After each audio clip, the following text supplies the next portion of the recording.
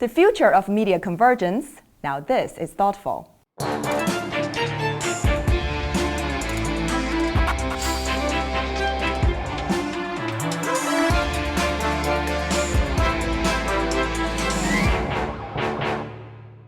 Hello, I'm Kitty Boo in Shanghai. Media convergence has become a hot topic for ad agencies and marketers because consumers now have access to media through multiple screens: computers, smartphones, tablets, and TV. But media convergence is not just a technological shift or an integration of screens. It's a process through which connected consumers interact with content, community, connection, and commerce. This week on Thoughtful China, we'll delve deeper into the world of convergence and learn how it's influencing the future of marketing and communications. Today, we're talking with Jean Lin, Isobar CEO, Asia Pacific and Global Chief Strategy Officer based in Shanghai.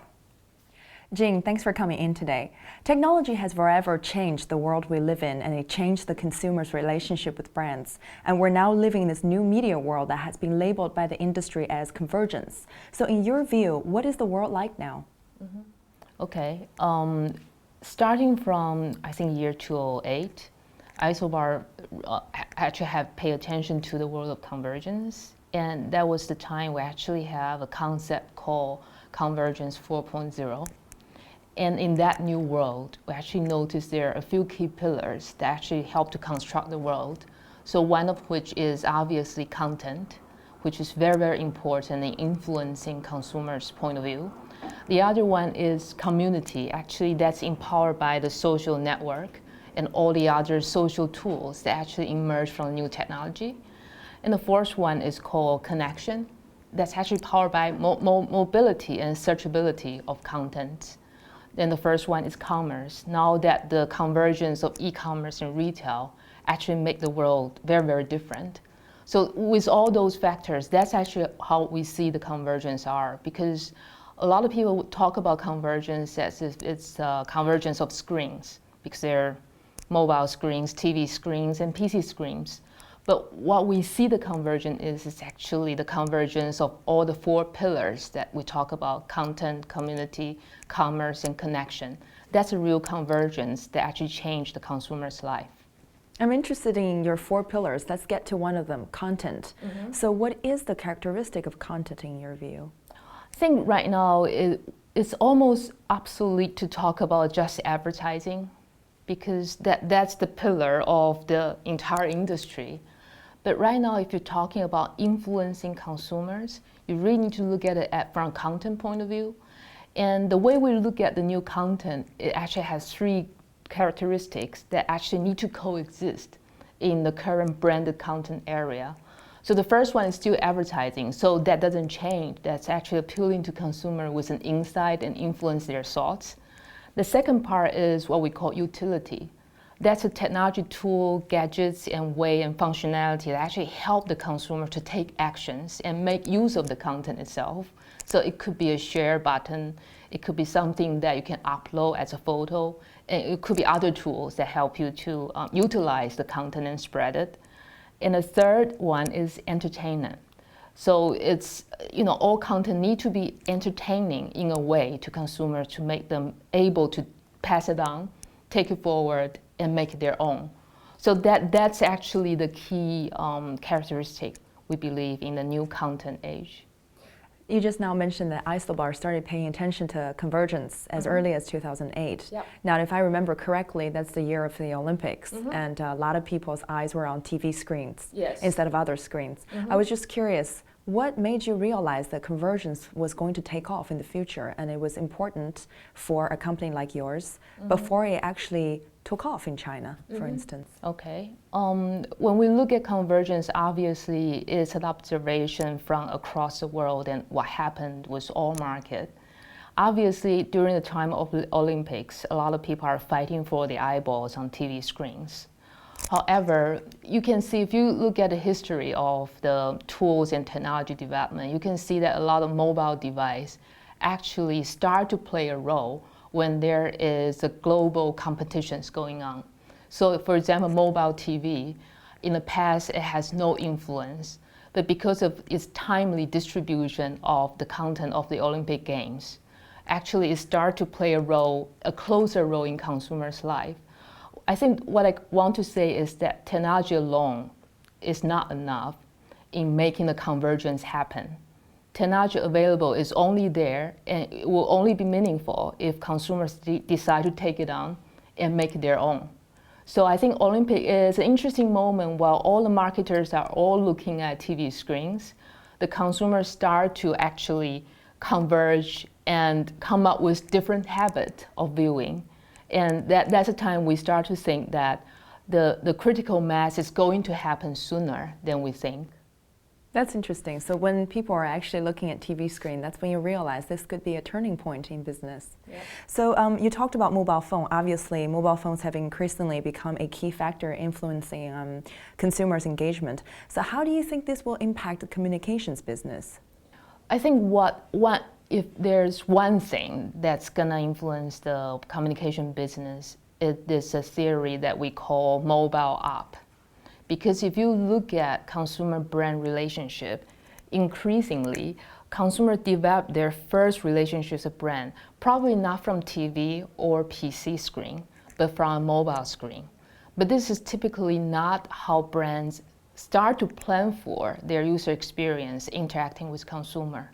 Right now, a lot of consumers search on their mobile, get to a website or a mobile site, and then that's the starting point of the interacting with the brand.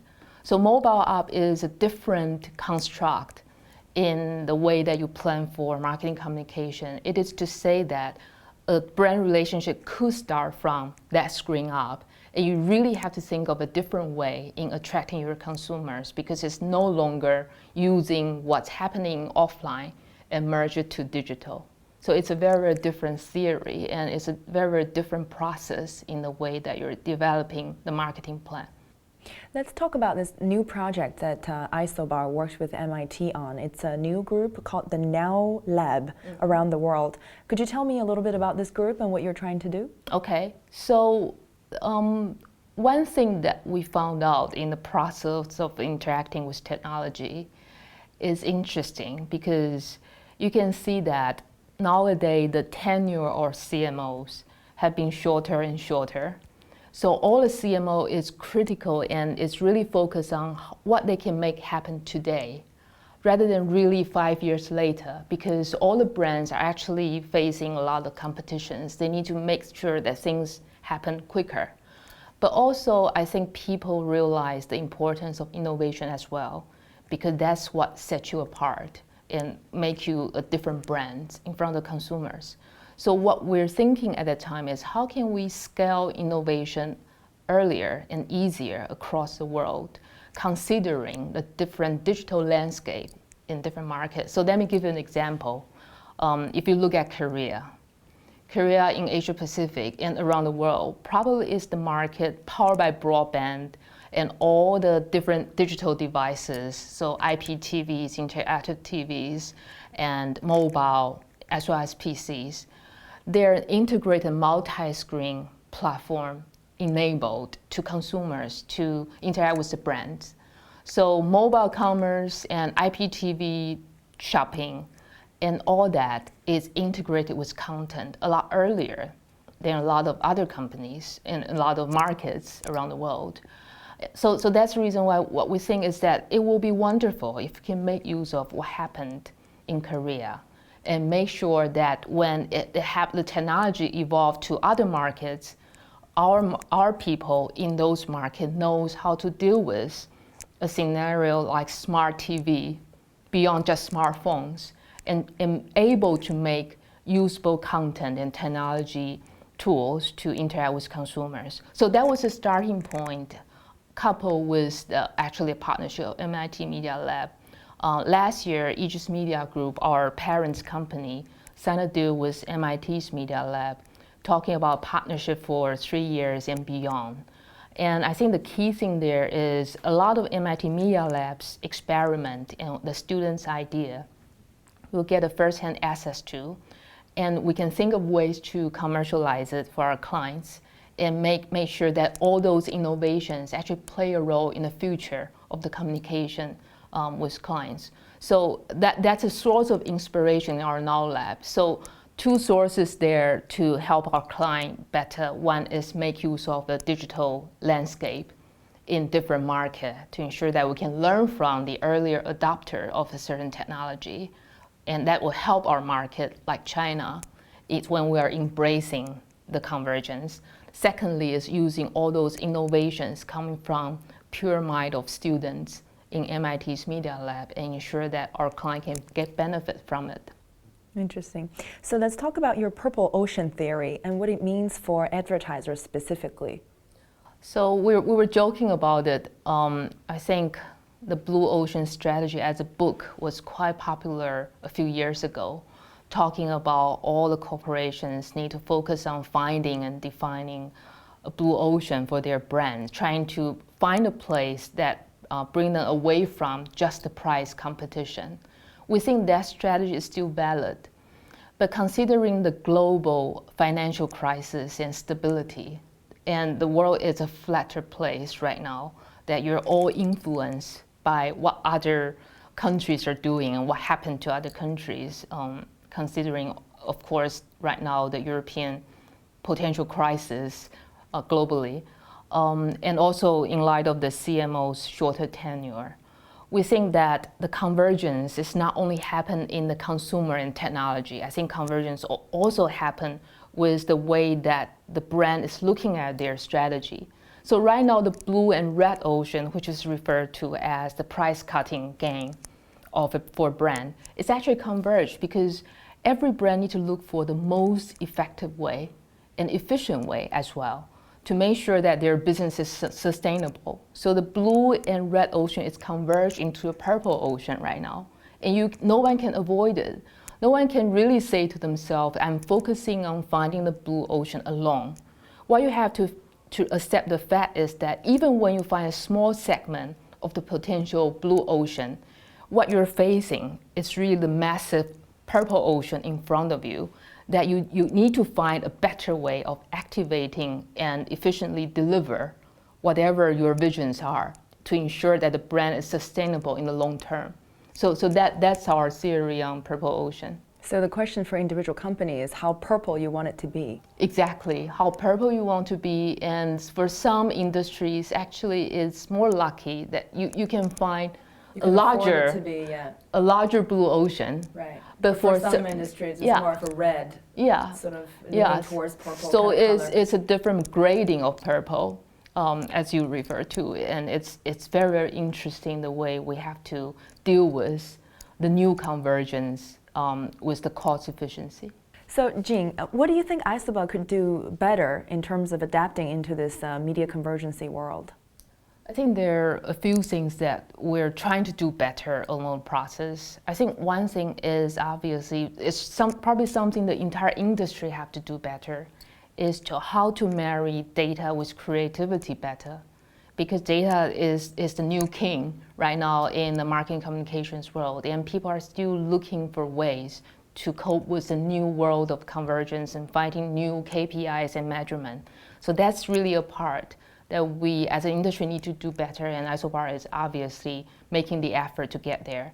The other thing is, as a digital expert, growing from the digital world, one thing that we are trying to do better is to actually marry the world of digital with the world of brand building that's actually implying in the traditional ways and in the traditional media.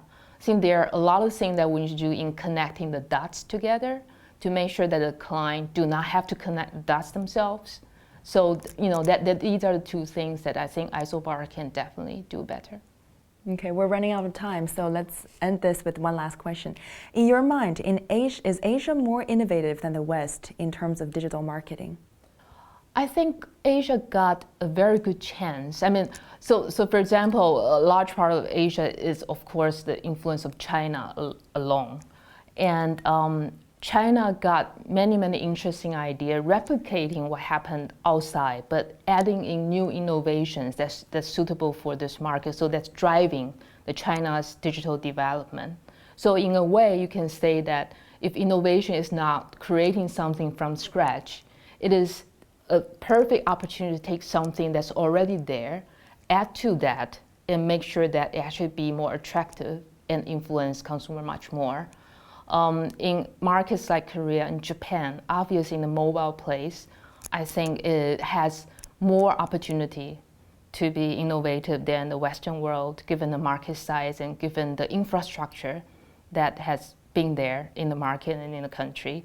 And we've seen a lot of things that's very, very interesting there. So for example, looking at the smart window display technology in the Minority Report, all those things that happen in front of you, you can just touch it and put it aside. That's already something that the Korean Technology Institute announced that they can commercialize it. They finalized the technology a month ago, and they're helping all the Korean companies trying to adopt that technology into their device. So imagining if this will be something in mass production in 2 years' time, in the next 18 months, we'll see a lot of interesting happening. So I think Asia is innovative. I don't see in the digital space, Asia is a place that people always say is for production and manufacturing. I think digital is changing the landscape of Asia and give us tremendous opportunity. Jean, thank you very much for coming in today. Thank you. That wraps it up for today. Be sure to subscribe to us on Tudo and YouTube. You can also follow us on Weibo and Twitter and join our LinkedIn group. See you again. Hi there, just a reminder. Thoughtful China and Advertising Age are collaborating on a conference about advertising in China's lower tiers in Shanghai on September 5th. Some of the country's top marketing experts will share insights about how to grow your business in China's 3rd and 4th tier markets. And for the first time, Ad Age will bring its Women to Watch Awards to China, with an awards dinner held on the same day. We hope you'll join us in honoring some of the marketing industry's most promising female professionals. Tickets and further details are available now on adage.com and thoughtfulchina.com.